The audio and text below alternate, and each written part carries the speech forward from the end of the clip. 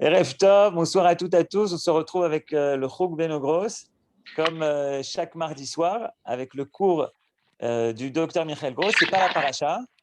Il a décidé qu'on parle de Purim. Il y a beaucoup de parachutes qui parlent du Mishkan, donc on retournera sur le sujet du Mishkan la semaine prochaine. Ce soir, spécial Purim. Et Michael, tu as décidé de parler de cette question, pourquoi Esther cache ses origines. J'imagine que tu parles pourquoi elle ne dit pas qu'elle est juive, à Achashverosh, aux autres. Voici le thème de ce soir pour le Chouk Ben Ogros avec Michael. Bonne étude à toutes et à tous. Et Moria sera là s'il y a un problème technique. Erev Tov, Michael. Erev Tov, bonsoir tout le monde. Avant de faire monter les Mekorot, deux petites annonces. La première, c'est un grand merci à tous ceux qui ont participé à la collecte de Kalita Tzedaka, qui finalement était une réussite. Et c'est une très bonne chose que l'on peut aider ceux qui sont dans le besoin. Et Toda Rabba à tous ceux qui ont organisé et participé et donné, évidemment, Yasher Koach, Mitzvah Gdola, surtout dans le mois de Hadar et vers la fête de Purim. La deuxième chose est la chose suivante, c'est qu'après Purim commence ici le deuxième semestre académique, ce qui m'oblige à moi d'enseigner. Après ce cours-là, j'ai encore un cours en plus et dans ce semestre-là, et ça m'oblige de devancer le cours, de le commencer pas à 8h15, mais de le commencer à 8h. J'espère que ça ne perturbera pas votre emploi du temps et que vous me resterez fidèle. Et en tous les cas, je n'ai pas le choix. Et il faut aussi enseigner. Ils ne m'ont d'ailleurs pas demandé mon avis dans ces trucs-là, mais peu importe. Donc, à partir de la semaine prochaine, on commencera à 8h. Maintenant, on va faire monter voilà, c'est ça. Ça va tout de suite arriver. On va le faire monter au début. Et on va faire agrandir aussi. On voit bien? On voit très bien. Bien fait. Alors, ça, c'est la question.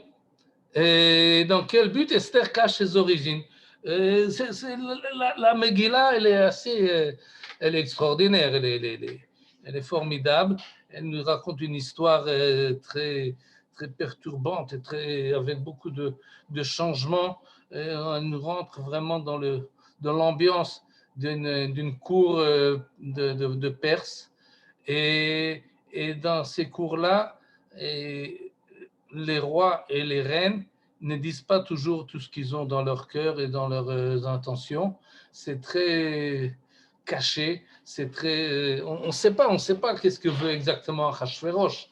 On ne sait pas exactement qu'est-ce qui amène Esther à inviter 2 fois de suite Aman et Achashverosh. Pourquoi elle ne fait pas ça le premier soir? On ne sait pas exactement qu'est-ce que veut Aman, mais pourquoi est-ce qu'il veut. Pourquoi est-ce qu'il est antisémite?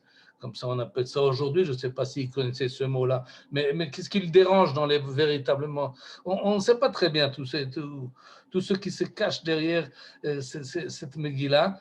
Et alors, on va essayer de faire cette recherche. Entre autres, on ne sait pas pourquoi Esther se déguise. Pourquoi elle ne dit pas tout de suite « je suis juive ». Et cela, c'est ce détail-là qui semble important, puisque la Megillah nous le dit à 2 reprises. Lo egida Esther et amavet moladeta. Esther n'avait pas fait connaître ni son peuple, ni son origine.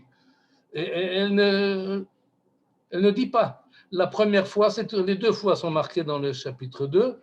Une fois avant qu'elle ait été choisie, donc elle est seulement prétendante, de bon gré, mal gré, mais en tout cas, elle fait partie du système et tout le monde doit dire sans doute à quel peuple elle appartient, mais elle ne dit pas.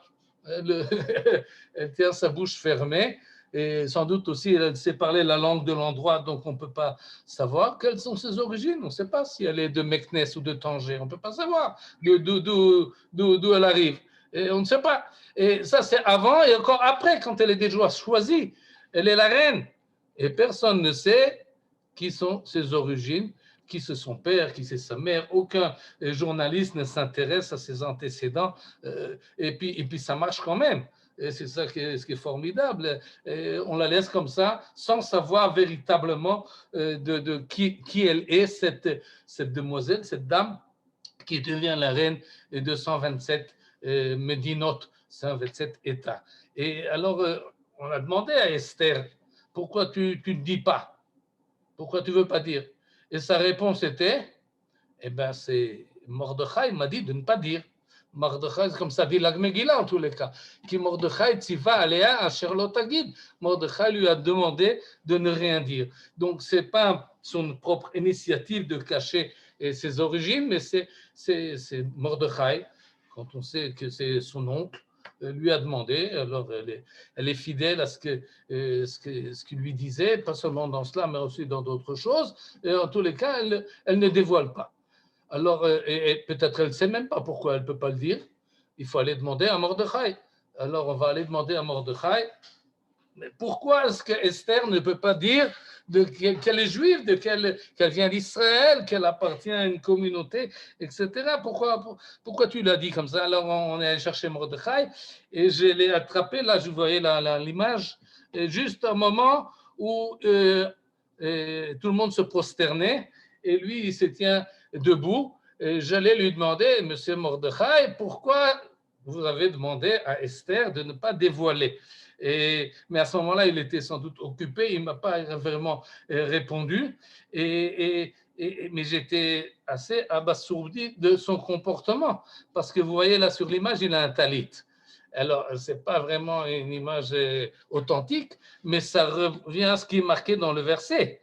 Vaï komra melav yom vayom. Chaque jour, il se tenait comme ça droit, tout le monde se prosterne, et lui non, et on lui a demandé, pourquoi tu ne te prosternes pas comme tout le monde? Et alors, il a répondu. Et qu'est-ce qu'il a dit? Il guide la hem, asher hu yehudi. Alors, Mordechai dit, c'est parce que je suis juif. Alors là, j'étais, comment on dit, comme deux ronds de flanc. Parce que Esther, elle ne peut pas dire qu'elle est juive, parce que Mordechai lui a dit de ne pas dire. Mais Mordechai, lui, lui, il dit, il dévoile à tout le monde sait qu'il est juif. Alors, je ne sais pas s'il avait un talit ou s'il avait un chai ou un Magen David, mais en tout cas, tout le monde savait que Mordechai, ha-Yehudi, c'est comme ça qu'il est présenté dans la Megillah, Ish Yehudi, Aya Beshushan Abira. C'est comme ça qu'il se présente, c'est sa carte de visite. Alors, lui, il peut dire à tout le monde qu'il est Yehudi, mais sa nièce ne peut pas le dire. Je ne comprends plus rien. D'autant plus que c'est dangereux. Dans la position où Mordechai se trouve et qu'il dit qu'il est juif et c'est pour cela qu'il ne se prosterne pas devant Aman. Alors ça Aman, il n'accepte pas ça évidemment. Va imalé Aman chema, il se remplit de colère et il ne veut pas porter sa main contre Mordechai seul parce qu'on lui a dit qu'il appartient au peuple juif. Alors Aman a décidé de détruire, d'annuler, de tuer tous les juifs, Bechol, Malchut, Achashverosh, Am, Mordechai. Donc, ce n'est pas un fait comme ça, anodin, qui dit qu'il est juif. En disant cela, il menace l'ensemble du peuple juif qui se trouvait à ce moment-là. Alors, peut-être qu'il valait mieux qu'il se taise, ou bien il valait mieux qu'il s'en aille. Pourquoi il se tient là comme ça, debout, arrogant, devant Aman? Alors, je lui ai demandé la question, mais il ne m'a pas répondu. Et la Megillah ne dit pas pourquoi est-ce que Mordechai se comporte de cette manière-là. Alors, qu'est-ce qu'on va faire quand on ne sait pas? Et alors, on va voir les mefarshim, on va voir les commentaires, qu'est-ce qu'ils vont nous dire et pourquoi Mordechai ne se prosterne pas devant Aman. Alors, je suis allé voir les commentaires et comme d'habitude, les commentaires, on ne sait pas exactement si ils nous expliquent le texte, parce que ce n'est pas explicite dans le texte, ou bien c'est leur manière de voir le texte et ils s'expliquent eux-mêmes. Et il faut savoir que dans l'ensemble des commentaires que nous allons voir, ils étaient souvent dans une même position que Mordechai, que Esther. Ce sont des commentaires qui ont été écrits au courant des 2000 dernières années en galoute. Et donc, on peut peut-être, par le biais de ces commentaires-là, voir pas seulement ce qui est marqué dans la Megillah, mais comment eux, ils vivent cette Megillah-là quand ils se rapprochent de Purim. En tous les cas, voilà ce que nous dit Ibn Ezra. Ibn Ezra nous dit Yedu'im venachon. C'est célèbre, c'est connu. Et c'est vrai, ce que nous ont dit les Chachamim, Kitsurat Tselem ve'avoda zara hayu bebegadav o al mitznafto. C'est-à-dire que les Chachamim nous ont dit que la raison pour laquelle Mordechai ne se prosterne pas, ben c'est parce que c'est avoda zara. C'est de l'idolâtrie que de se prosterner. On ne se prosterne uniquement devant Akadosh Baruch Hu et on ne se prosterne pas devant personne d'autre ni rien d'autre. Donc c'est pour des raisons ilchatiques que Mordechai, qui est fidèle à la loi, eh ben, il respecte la loi et il va être pour ça après accusé par Aman qui ne respecte pas les lois de l'endroit. Il a une double allégeance, comme on dit aujourd'hui en français. Il préfère être obligé par sa loi religieuse plutôt que la loi de l'État. Mais cette idée-là, que la halakha interdit de se prosterner devant une personne, elle n'est pas du tout évidente. C'est d'ailleurs pas vrai. C'est-à-dire, tout celui qui lit dans le Tanakh, eh ben, il rencontre plus d'une fois que des personnages bibliques se prosternent l'un devant l'autre et ça ne fait pas scandale. On sait que Yaakov s'est prosterné devant son frère Esav. On sait que Moshe Rabbeinu se prosterne devant Yitro, son beau-père. On sait que les frères de Yosef se prosternent devant lui. Nathan Navi, qui était le représentant de la religiosité devant le roi David, ben il se prosterne devant le roi David.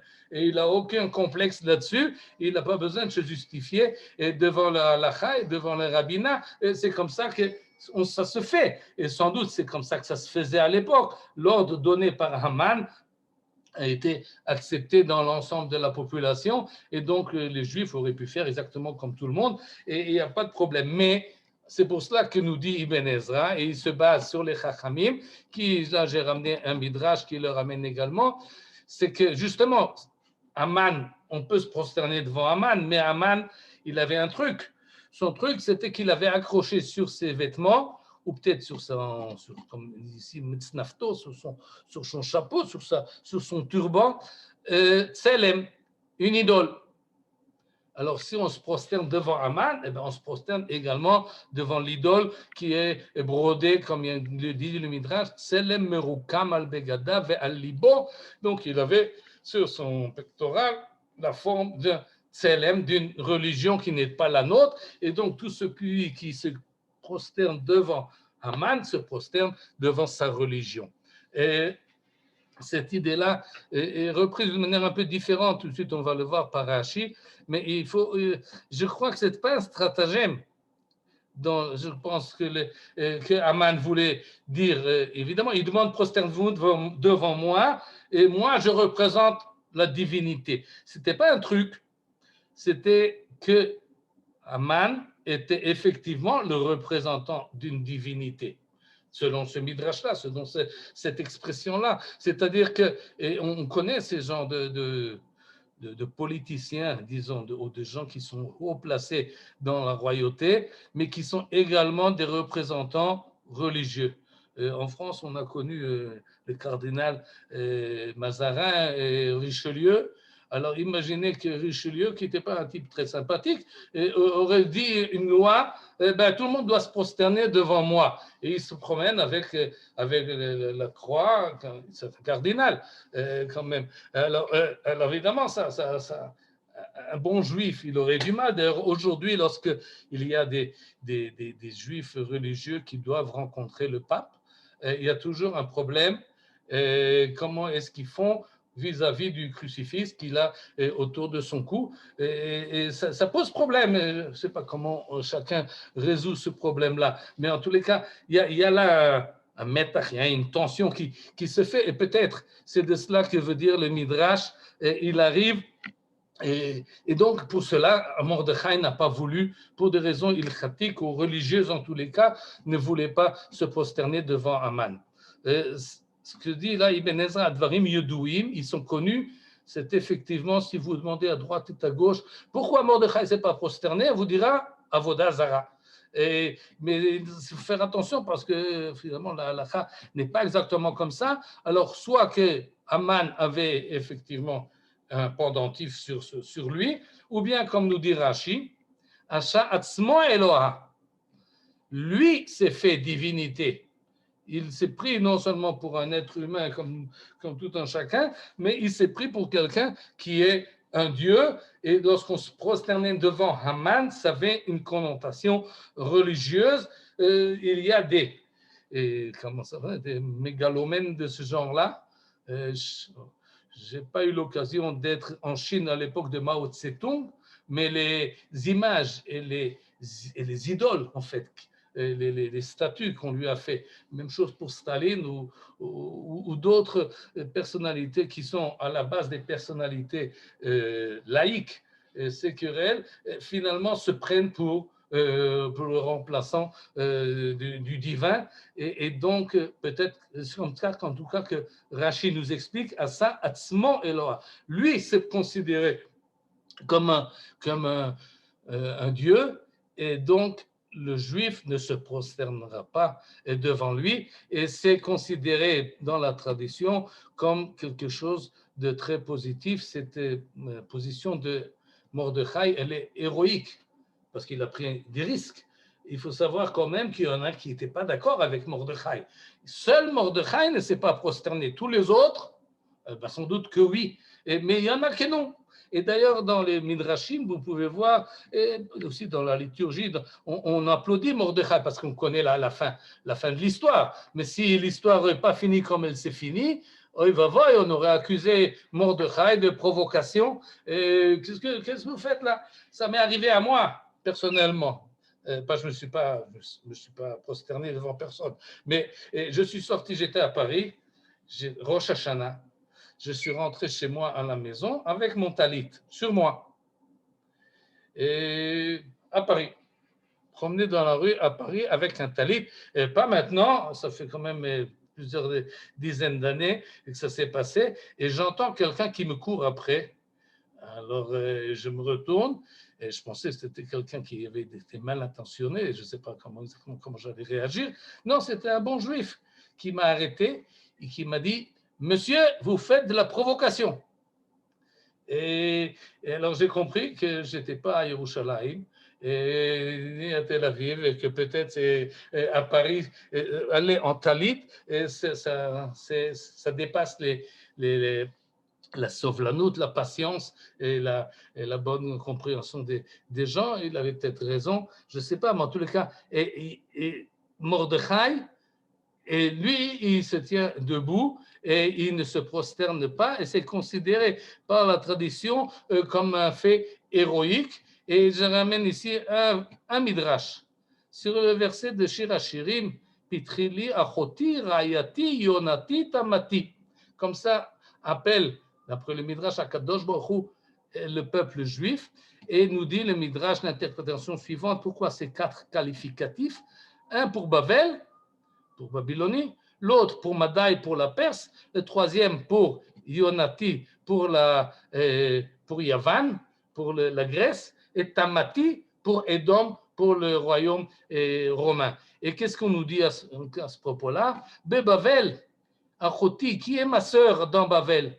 Alors il ramène un verset du livre de Daniel qui dit la chose suivante, on va le traduire en français.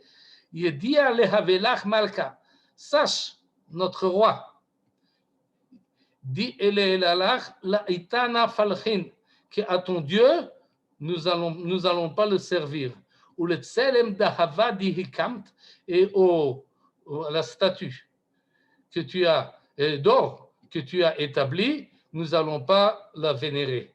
Celui qui parle de cette manière-là, ce sont le trio Michaël, Hanania et Azaria, à qui on a demandé de se prosterner à une statue qu'a fait Nebuchadnezzar, et là, ils n'ont pas accepté. Ils ont dit au roi, non, non, non, nous, on ne se prosterne pas ni devant toi, ni devant ton Dieu, ni devant l'idole d'or que tu as fait. Et ce verset-là de Michaël, Hanania et Azaria les a conduits, finalement, comme tout le monde sait, ils ont été jetés dans la fournaise, et miraculeusement, ils s'en sont sortis. Ra'ayatin, continue le Midrash, Bemadai ou Mordechai lo yichra velo yishtachave. C'est-à-dire, ce comportement de Mordechai est comparé dans le Midrash aux autres héros de la Bible qui n'ont pas accepté Avodah Zarah, qui ne sont pas prosternés devant une idole. Et donc, cette idée-là, elle est répandue, elle est acceptée d'une manière générale. C'est pour cela que Mordechai ne s'est pas prosterné. Mais encore une fois, la halakha l'aurait pu permettre. Donc, il y en a qui cherchent des raisons ailleurs, parce que quand même prendre des risques à ce point-là, alors que la halakha permet la chose, ça demande explication, et donc il faut chercher une explication peut-être ailleurs, et c'est pour ça qu'on a une autre diapositive qui lit la Megillah d'une manière entièrement différente et pense qu'il y a une compétition, une concurrence politique entre Aman et Mordechai. Ils sont en concurrence, les deux veulent progresser dans le royaume d'Achashverosh, ils veulent arriver à être le sous-roi, disons, et donc il arrive que Aman a le dessus, mais il arrive finalement que Mordechai a le dessus. Et ils sont sans arrêt en bis-bis de cette manière-là. Et Aman a peut-être aussi réussi à désister la reine Vashti, mais Mordechai l'a contourné et a fait rentrer à la place de Vashti, et il a réussi à amener Esther au royaume, au palais d'Achashverosh. En tous les cas, cette manière de voir la chose, qui explique évidemment pourquoi Mordechai ne se prosterne pas devant Aman, parce que il aurait fini sa carrière politique de cette manière-là, il ne pouvait pas se le permettre, et il veut être une alternative politique à Aman. Alors il ne peut pas se soumettre de cette manière tellement apparente devant Aman. En tous les cas, il faut relire la Megillah. Il faut revoir que Mordechai, c'est un nom perse, comme Esther. Ce sont des gens assimilés. Ils font partie du royaume de Perse. Ish Yehudi Aya Beshushan Abira, il est juif, mais il est Beshushan Abira. Et ce n'est pas n'importe qui. Comment est-ce qu'il est arrivé là-bas? Eh bien, il est arrivé parce qu'il faisait partie de la High Society de Yerushalayim. Il est arrivé là avec le roi Asher Hogleta Im Yechonia Melech Yehuda. Et tout le monde savait, il fait partie des dirigeants. Et en tant que dirigeant, il est arrivé là-bas et il veut se mêler à la politique locale. Et il arrive pas mal, d'ailleurs, Mordechai Yoshev Beshar HaMelech. Assis Beshar HaMelech, il n'est pas assis là-bas comme un mendiant. Yoshev Beshar, celui qui est assis à la porte, c'est un peu comme la porte sublime si on peut s'imaginer des Ottomans, celui qui rentre dans le palais, et alors il fait partie du système, et il y en a qui pensent que Shushan Habira n'est pas la capitale, mais c'est un peu comme la ville fermée à Pékin ou ailleurs, ou le Kremlin à Moscou, c'est-à-dire une entrave où se décide tout ce qui se passe dans le palais, et Mordechai fait partie de cette institution-là, et il essaie d'avancer. Et donc, et on le voit d'ailleurs, il arrive, vous avez là l'image qui montre bien la grande réussite, elle est très, comment dire, un peu bouleversque, cette transformation-là, c'est presque les scapins aux histoires de Molière où finalement la chose se renverse entièrement, et Haman, vous le voyez ici, en train de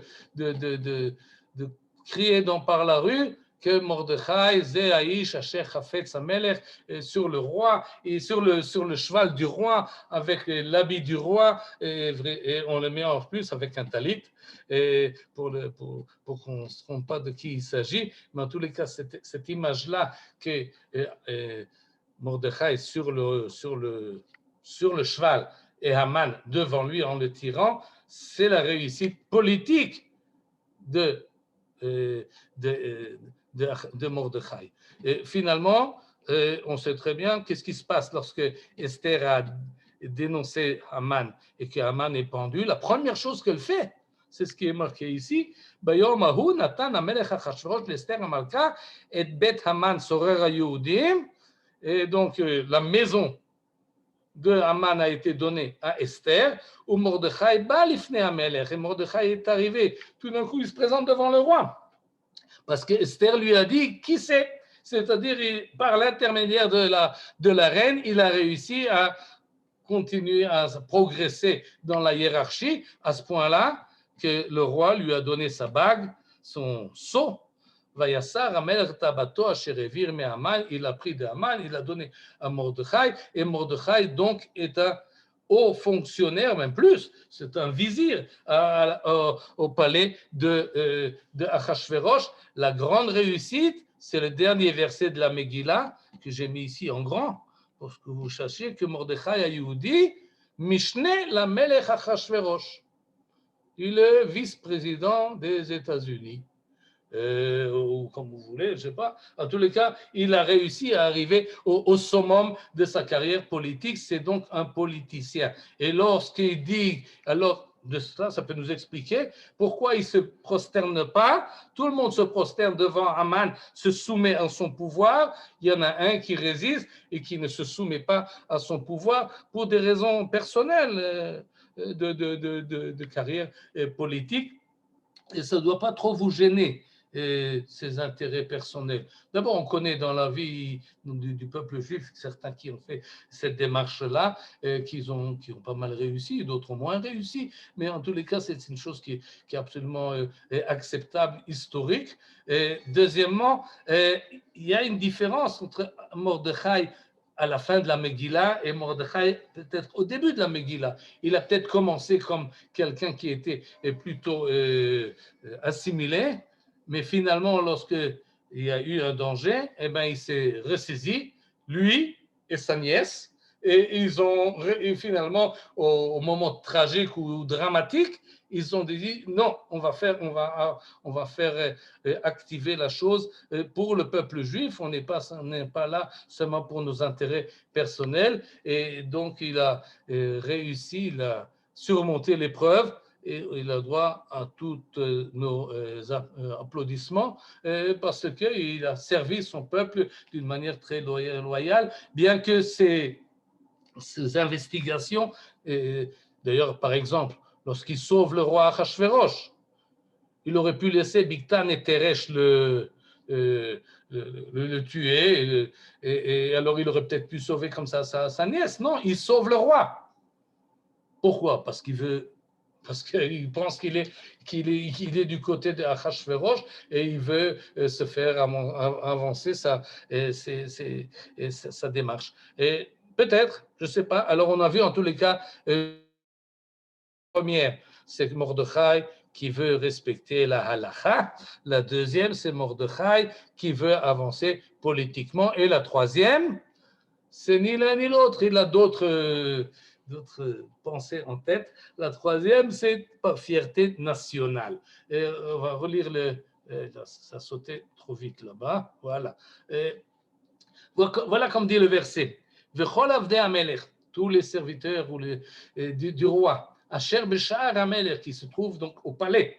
Kor'im ou mishtachavim le Haman, se penche et se prosterne devant Haman, qui chen sivalo hamelech, ça c'est l'ordre du roi. Ou Mordechai, lo yicha velo yishtachave. Il faut un peu entendre la mangina, la musique de cette phrase-là. Tout le monde se prosterne et Mordechai, lo yicha velo yishtachave. Et cette manière de s'exprimer montre bien une certaine fierté, une certaine volonté de prouver moi, je ne suis pas comme les autres. Moi, je suis différent de tous les autres. Le Midrash reprend également cette idée-là et la renforce. Ou Mordechai lo yichra velo ishtachave, c'est la citation du verset.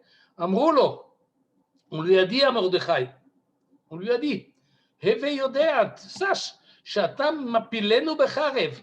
Par ton comportement-là, tu fais de la provocation, tu vas nous faire passer par l'épée. Maraïta shatam evatel kalvasin shel melech. Qu'est-ce que tu as vu? Qu'est-ce que tu as compris? Qu'est-ce que tu sais, toi? Pourquoi tu n'accomplis pas l'ordre royal? Réponse, d'après le Midrash, Amar lahem, Shani Yehudi. Non, moi je suis juif. Je suis différent. Il y a là une expression, et alors?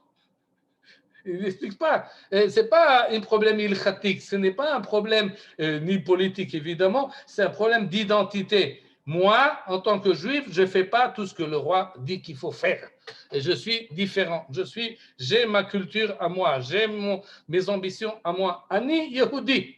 Point final. Le point d'exclamation, c'est moi qui l'ai ajouté. Il n'est pas dans le Midrash, mais on peut l'imaginer très facilement. Amrolo, ils lui ont dit, Valo matzinu shavotecha ishtachavu la'avotav. Bon, t'es juif, tes ancêtres, ils ne se sont pas prosternés devant ses ancêtres à lui, Yaakov et Esav. Sheneema vaishtachavu arza sheva pe'amim. 7 fois, il s'est incliné Yaakov devant Esav. Alors, si Yaakov peut se prosterner devant Esav, alors Mordechai, qui est son petit-fils, peut se prosterner devant le petit-fils d'Esav. Il n'y a pas de problème. Amar lahem, il leur a répondu, Mordechai, Binyamin Avi, mon grand-père, moi, je suis de Binyamin. Et Binyamin ne s'est pas prosterné devant Esav. Il n'était pas là, il n'était pas encore né, il était dans le ventre de sa mère. Imo, velo ishtachava. Vani ben beno, et moi je suis son petit-fils, arrière-petit-fils. Sheneemar ish yemini. Je suis de Binyamin. Et nous, en Binyamin, on ne se prosterne pas devant Esav. On ne se prosterne pas devant Amalek. Amalek, c'est notre antithèse. On ne se prosterne pas devant lui. Il est Mashiach qui arrive quoi qu'il arrive. Ou que Shem Shelo Kara Avi, de la même manière que mon aïeul ne s'est pas prosterné, il ne s'est pas plié même devant Esav. Car lo echa lecha, de la même manière, moi, je ne vais pas me prosterner et me plier devant Esav. Il y a là une position de fierté nationale, de représentateur de l'ensemble de la nation qui n'accepte pas cette position-là. Un juif ne se plie pas devant le goy, ou d'une manière plus précise, devant Amalek, certainement pas, devant Esav, encore moins, Aman Ha'agagi, c'est pas possible. Et encore une fois, il était plus ou moins le seul qui s'est comporté de cette manière-là.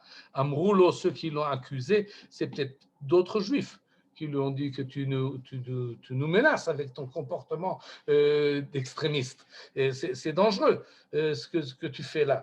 Tu dois prendre tes responsabilités, ça ne marche pas. Et peut-être à cause de cela, justement, comme ça dit par exemple un parashan Nimukei Yosef, il s'appelle, il dit de manière suivante, il dit, étant donné qu'à ce moment-là, l'ensemble du peuple juif était dans une situation désastreuse du point de vue de la fierté nationale. Le temple est détruit.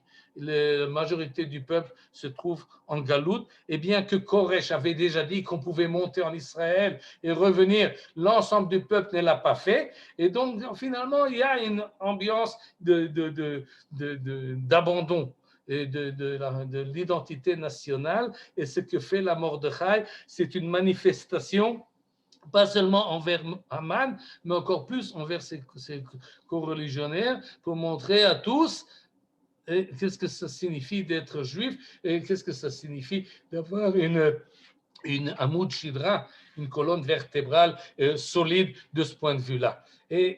OK. Ça, ce sont donc, vous pouvez accepter, vous ne pouvez pas accepter, tout va très bien. Puisque vous avez 3 réponses. Pourquoi Mordechai ne se plie pas devant Haman? Ou parce que pour des raisons religieuses, ou pour des raisons de carrière politique, intérêt personnel, ou pour des raisons d'appartenance nationale. C'est les réponses que j'ai trouvées à propos de Mordechai. À partir de là, on peut revenir à Esther. Pourquoi Esther n'a pas dévoilé sa personnalité? Elle n'a pas dit qu'elle était juive. Alors j'ai cherché également, puisqu'elle ne répondait pas. Alors je suis allé chercher chez les Mefarshim, et Rashi et Ibn Ezra, et j'ai trouvé plus ou moins la même chose. Alors on va voir ce que nous dit Rashi. Rashi nous dit la chose suivante. Que dès chez Yomrou, pourquoi est-ce que Esther ne dit pas je suis Israël, je viens d'Israël, je viens de Yerushalayim. Pourquoi elle ne l'a pas dit? Que dès chez Yomrou, shehi mishpachat bezouya. Elle n'a pas de père, elle n'a pas de mère, elle n'a pas de peuple. Alors qu'est-ce qu'ils vont faire avec une fille de ce genre-là? Ben, ils vont la renvoyer. Comme ça pense Rashi. Elle s'est tue pour que ça ne marche pas, pour qu'elle ne soit pas acceptée au royaume. C'était un stratagème pour que finalement on va pas la prendre. Comme Mordechai était un descendant, alors évidemment ils vont la garder. Ils vont peut-être l'en faire la reine, ou bien ils vont la garder dans le haro, ça se dit en français, hara. Non, comment dire, je ne sais plus. En tous les cas, dans l'ensemble des femmes qui se trouvent au palais, et ils vont la garder puisque c'est une princesse. Harem. Pardon? Harem. Harem. Okay. En tous les cas, c'est comme ça pense Rashi, qu'elle s'est tue pour freiner, pour qu'elle ne soit pas prise comme reine. Cette idée-là, on peut la retrouver dans les textes d'ailleurs. On voit que va-t-il la car Esther, elle a été prise, elle n'est pas allée elle-même. S'il y a des Ashkenazim parmi vous, alors peut-être vous connaissez, je vais vous chanter un peu la Megillah, et deux versets qui se ressemblent. Et la première, c'est lorsque toutes les filles qui veulent être reines se présentent au royaume, et alors là, on a un paser. Je ne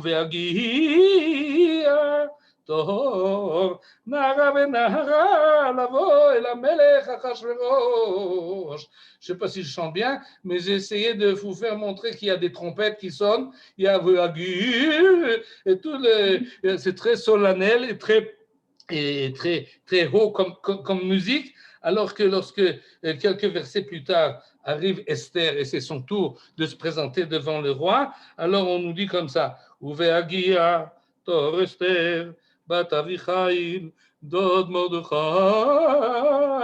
Uveagia tor Esther, c'est comme si on l'accompagne en pompe funèbre un peu, ça va doucement à chaque pas, Uveagia tor Esther, et presque tout le monde va commencer à pleurer au milieu de la Megillah en accompagnant Esther. On a peur de quoi? Qu'elle soit prise. Et c'est ça que Rashi appréhendait également. Ça, c'est comme ça que Rashi, donc pour intérêt personnel. Pourquoi elle ne dit pas qu'elle est juive? Pour faire avancer ses ambitions, c'est-à-dire ses ambitions, c'est de revenir à la maison. Ibn Ezra, presque le contraire. Il y en a qui disent que Mordechai n'a pas bien fait en lui disant de se taire. Pourquoi il lui a dit ça? Il avait peur, Mordechai. Mordechai pensait que si elle va dire qu'elle est juive, on ne va pas la prendre.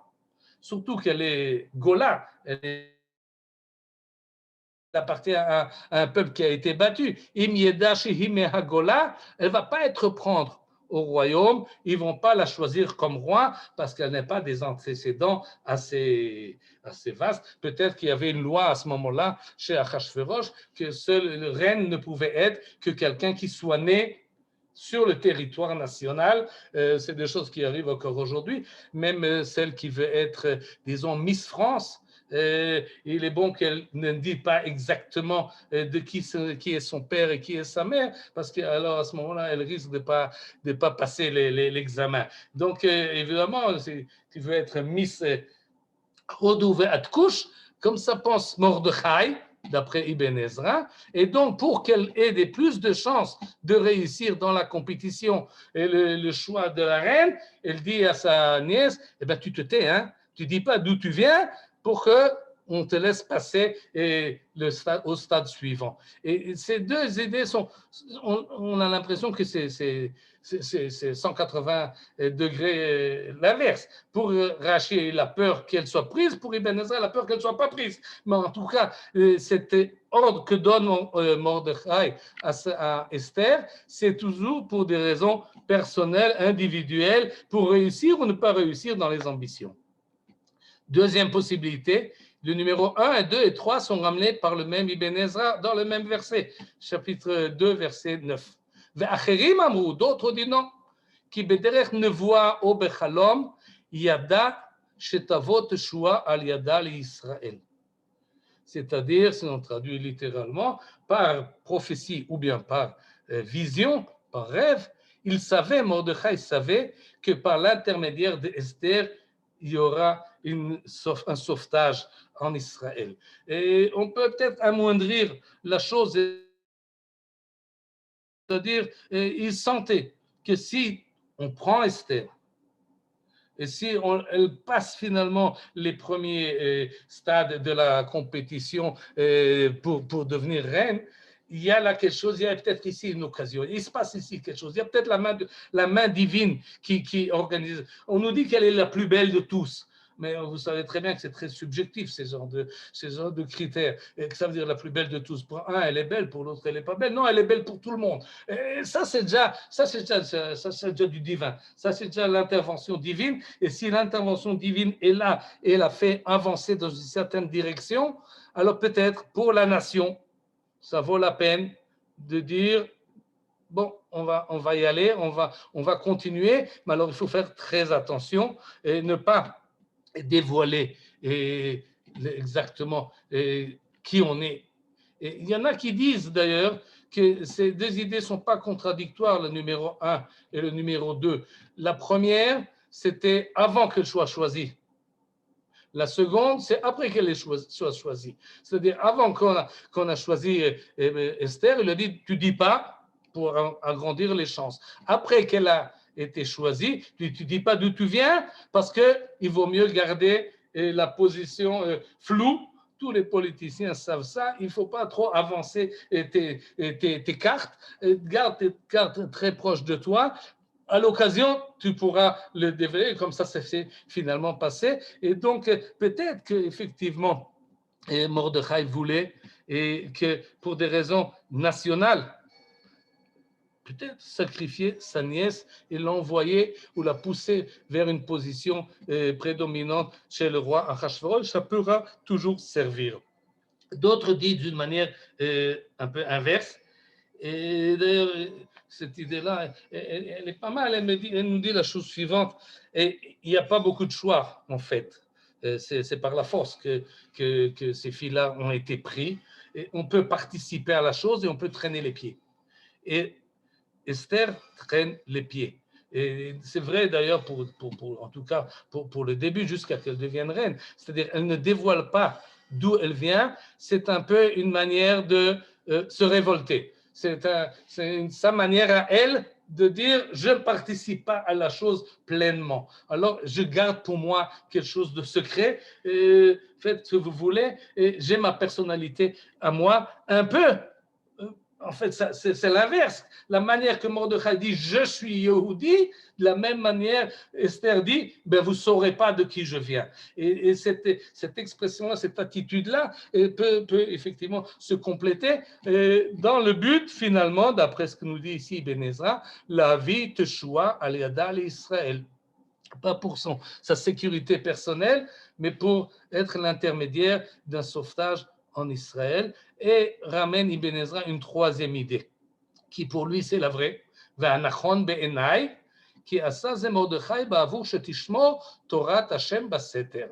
Elle ne dit pas qu'elle est juive pour pouvoir respecter les halachot, pour pouvoir manger kasher, pour qu'on ne l'oblige pas à manger autre chose. Sinon, elle doit manger des nevelot, et si elle veut garder Shabbat chez Achashverosh, alors elle ne doit pas faire un drapeau, Alors, elle peut comme ça glisser entre les choses, faire semblant, faire attention, etc.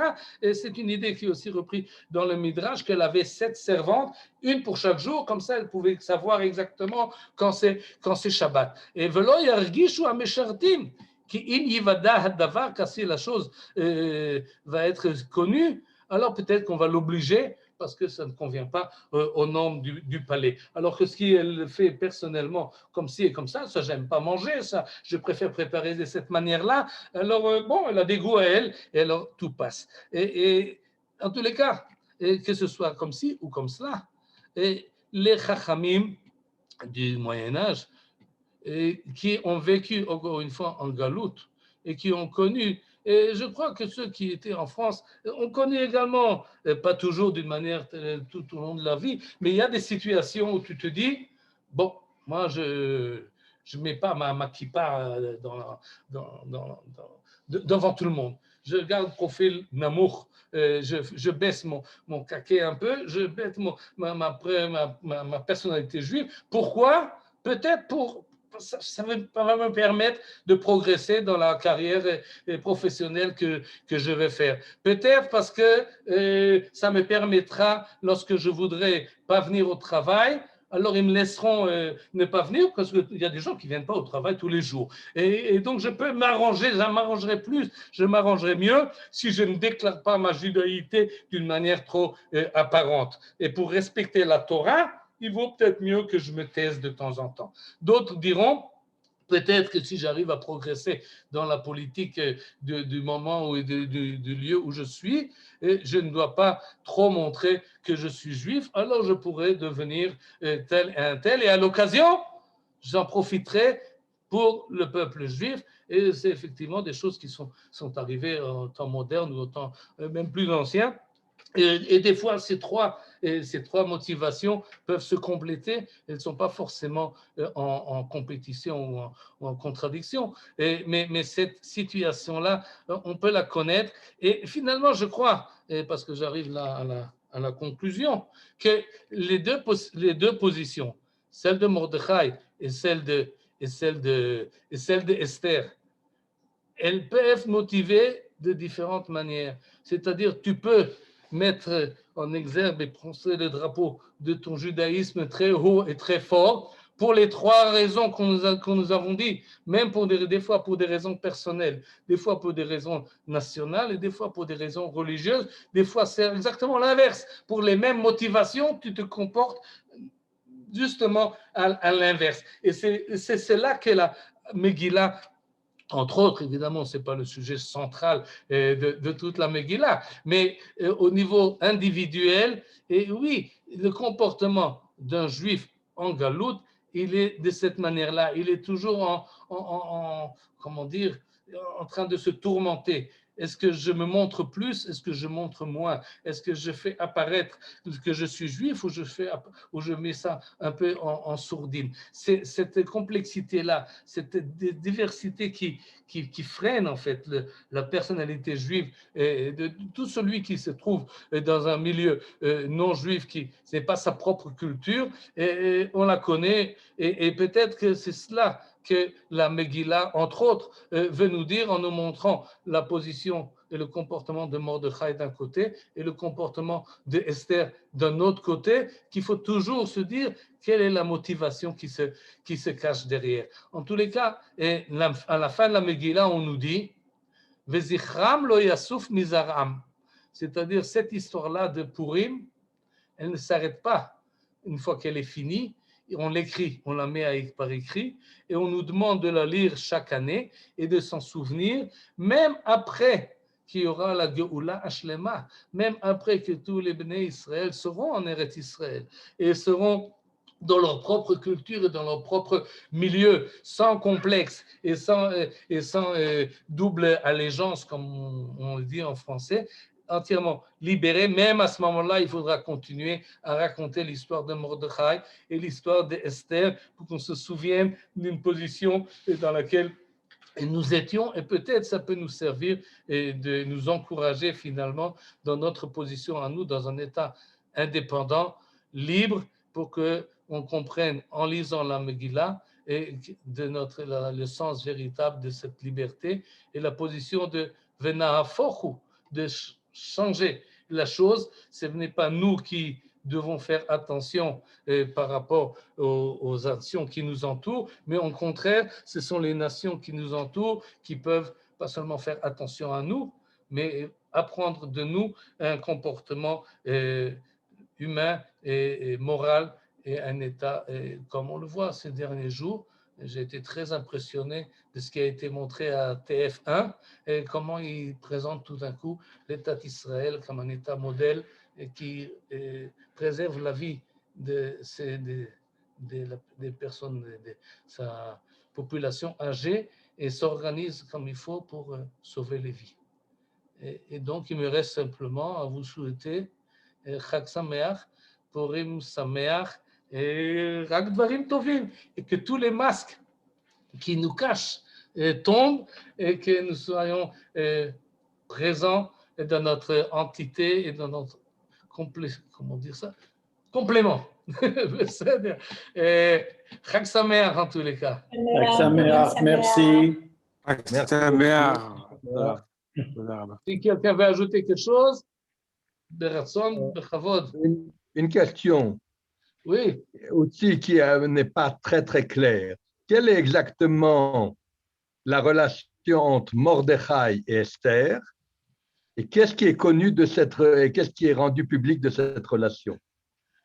Et ça, c'est dans les dernières pages comment on appelle ça, du journal. Et quand vous prenez le journal à l'envers, là, vous avez les faits divers et les rechiluyot dans les dernières pages. Et d'après les textes apparents, elle n'avait pas ni de mère ni de père. Et Mordechai l'a pris comme fille. Il l'a adoptée, il l'a élevée. Et ensuite, on dit elle était sous sa tutelle, traduit le traducteur en français, et elle était donc en fait une fille qui a grandi dans la maison de Mordechai. Maintenant, le Midrash dit la kachalo le bat, la kachalo le baït. Baït, ça veut dire c'est sa femme, Ishu Beito. Et donc, le Midrash nous dit que ce n'était pas seulement une fille adoptée, mais il l'a pris également comme femme, il l'a épousée. Et ce qui complique un peu toute cette histoire-là. Elle est déjà assez compliquée comme ça. Mais faire de Esther la femme de Mordechai, alors tout ce qu'on a dit ici, en tout cas Ibn Ezra, qui la pousse vers Akashverosh, c'est déjà beau. Si sa fille, évidemment, c'est pas mieux. Mais si c'est sa femme, c'est incompréhensible. Et donc, je ne sais pas pourquoi le Midrash a tenu à dire cela. Peut-être, je ne sais pas, mais parce que il y a un problème d'adoption. Dans la maison de Mordechai vit une fille qui n'est pas la sienne. Là, il peut y avoir des rumeurs. Alors oui, ben c'est sa femme. Bon, alors tout va très bien. Mais ça ne résout pas le problème. Au contraire, ça le complique. Mais encore une fois, on ne sait pas très bien. Et lorsque Esther présente Mordechai à Achashverosh à la fin de l'histoire, elle lui dit Mahoula. Qu'est-ce qu'elle est pour lui? Qu'est-ce qu'il lui il est pour elle? Qu'est-ce qu'il est pour elle? Le texte ne nous le dit pas. Alors, on ne va pas faire de. Je ne sais pas. Moi, j'ai une question. Oui. J'ai malheureusement raté le début de votre conférence parce qu'on était à un autre Zoom. Et je voudrais savoir comment je peux rattraper mon retard. Et c'est tout le. Parce que j'ai beaucoup aimé la fin. Mais j'ai vu que la fin. C'est dommage. Bon, ok. Alors, vous allez voir ça à l'envers. Mais en tous les cas, c'est mené. Ça monte sur YouTube. Attendez un jour ou deux. Et Johan va mettre ça sur YouTube. Et vous pouvez la voir sur YouTube. Sur YouTube, sous le nom Michael Gross? Je crois que oui, ça. Je crois que oui. C'est sur l'ilmod-fr YouTube. Sur l'ilmod. Voilà. Et ensuite, il y a les playlists. Alors moi, j'ai une question. j'ai une question. Qui c'est qui parle? C'est Tania. Ta sœur. Bonjour Tania, oui. Voilà. Mordechai est une personne qui est loin d'être anonyme. D'accord? Là, on est d'accord. Il n'est pas anonyme. Bon, alors comment ça se fait qu'on ne sait pas qui c'est cette fille qui habite chez lui? Oui, c'est une bonne question. Comment vous trouvez qu'elle peut se cacher? Comment elle peut se cacher? Puisqu'elle est... Tout le monde sait ce qui se passe chez Mordechai. Non, tout le monde ne sait pas ce qui se passe à Mordechai. Il y a pas, c'est pas comme aujourd'hui où on fouine sur les célèbres et on déploie tout. Non, c'est une société beaucoup plus fermée. D'ailleurs, il y a encore aujourd'hui des royaumes de ce genre-là. On ne sait pas exactement qui c'est toutes ces femmes qui se trouvent dans le harem je sais pas, en Saoudie ou ailleurs. On ne sait pas. Non, c'est des choses d'ailleurs qui sont sous réserve souvent. Pas seulement en France, non. En France, on sait, si un président de la République veut aller voir sa copine, alors il met un masque et puis ça ne sert pas, on l'attrape quand même. Mais tu dis une chose. Mais ce n'est pas comme ça que ça se passe dans les royaumes totalitaires. Non, on ne sait pas. On ne sait pas qui est la bonne copine de Poutine, on ne sait pas exactement. D'accord, mais ce qu'on sait, c'est qu'elle a été prise dans la maison de Mordechai. Et tout le monde savait qu'il était juif. Oui, c'est pour ça que j'ai dit, il y a des questions qu'on peut se poser. Il y a beaucoup d'autres questions qui ne sont pas très compréhensibles dans cette histoire fantastique, finalement. Moi aussi, alors j'ai une question. De toutes les les questions que tu as posées, comment on arrive au fait de dire que de toutes les fêtes que nous avons, quand Moshiach sera là, c'est Purim qui restera? Alors que c'est c'est un mythe ou c'est une réalité? Ben on verra. Jusqu'à présent, ça tient. Jusqu'à présent, ça marche. Et on aime bien Purim. Tout le monde aime bien Purim. Mais il y a une force, pas seulement parce que le point de vue qu'on a vu aujourd'hui, il est un peu limité. Oui, il est orienté sur Esther et sur Mordechai, mais il y a une idée beaucoup plus large. C'est une idée importante. Le peuple juif qui souvent était en dessous peut renverser la chose et cette idée-là, elle est importante. Il faut le savoir quand on est en dessous, mais il faut aussi le savoir quand on est au-dessus. C'est-à-dire que la position du peuple juif qui a la tête haute, il ne faut pas la prendre comme une évidence for granted, comme on dit. Il faut savoir que c'est conditionné. Ça peut se renverser encore une fois. Et ça nous oblige à faire attention. Il ne faut pas croire que si on a réussi, alors on est sur la réussite, à partir de maintenant, tout va nous marcher comme il faut. Non, ça dépend de notre comportement logique, notre comportement moral. Et si on défaille, on risque de retomber. C'est pour ça qu'il faut faire attention. Et la Megillah nous rappelle, voilà le négatif de la photo d'aujourd'hui. Voilà, la Megillah. Voilà ce qui peut arriver. Bien. Intéressant. Okay. Je n'accepte pas. Tu n'es pas d'accord. Tu enfuis. Non, mais c'est bien. Oui, Madame Annette. Je voudrais proposer une autre interprétation de toute cette histoire abracadabrante. Oui. Ça vient de ma mère, alors ce n'est pas de moi. Ma mère est une grande sage. Elle n'a jamais compris cette Megillah. Et comme vous avez expliqué, il y a plein de trous, c'est complètement illogique, c'est complètement aberrant, et on la lit vraiment avec sérieux et on rigole tout le temps. Alors, et si c'était une blague et une satire carrément pas sérieux? Une blague des Juifs et une blague des Persans. Si nous voyons ça d'un point de vue, elle avait découvert cette idée parce que le Karian de la Beth Knesset avait lu la Megillah de ce ton-là, comme si c'était une satire, comme si c'était une blague. C'est pas sérieux. Et tout ça, parce que vous n'arrivez pas à répondre à aucune des questions, parce que tout est caché, on ne sait rien du tout. Alors, il faut peut-être prendre le côté comique de toute cette histoire. Voilà ce que je vous propose. Et, très bien. Toda Rabba, vraiment, c'est. Mais oui, je réfléchis comme ça, torquedé. Et ça veut dire que le comique, il est sérieux. C'est-à-dire, le fait comique de prendre des situations burlesques, il y a quelque chose de sérieux à cela. C'est-à-dire, on se moque de disons, de la politique, disons, des rois, disons, des rapports qui essayent d'organiser tout et qui finalement, ça marche exactement comme Akadosh Baruch Hu veut et pas comme on essaye de régler les intrigues. Tout ça, c'est Akadosh Baruch Hu sochek, comme ça dit le Voilà, c'est une blague de cabaret. Ouais. Une blague de cabaret. Qui c'est qui rigole? Voilà, il rigole. Et le sens C'est comique. la Providence qui rigole. Faites ce que vous voulez, mais moi j'arrange les choses. Et Hachem Tzochek, Alain. Hachem Tzochek.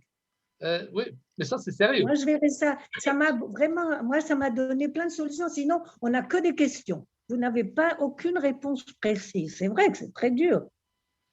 Mais de toute façon, elle ne peut pas parler, Esther. Toda. Merci à vous et à votre mère. Alors, la semaine prochaine, Oui, Rod. à 8h. Madame Sbrero. Oui, je dis, elle ne peut pas parler et se taire. Qui? Esther. Esther. C'est pour ça qu'elle. Très bien. Mais il y a aussi l'énigme de Vashti, parce que finalement, Vashti, elle a bien agi, elle n'a pas voulu se montrer nue. Alors, qu'est-ce qu'elle est devenue et pourquoi elle a été… Oui, on ne sait pas ce qu'elle est devenue, Vashti. On ne sait rien du tout. On ne sait rien dans cette On paracha. sait rien. Non, mais elle a bien agi. Aujourd'hui, on a fait une féministe avant l'heure.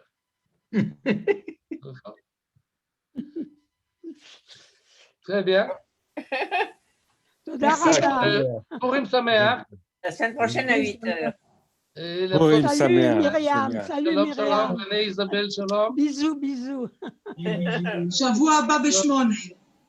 שבוע הבא ב8, à 8h. qui a changé. Ok. יישר כוח, Purim Sameach. תורה ושמחה.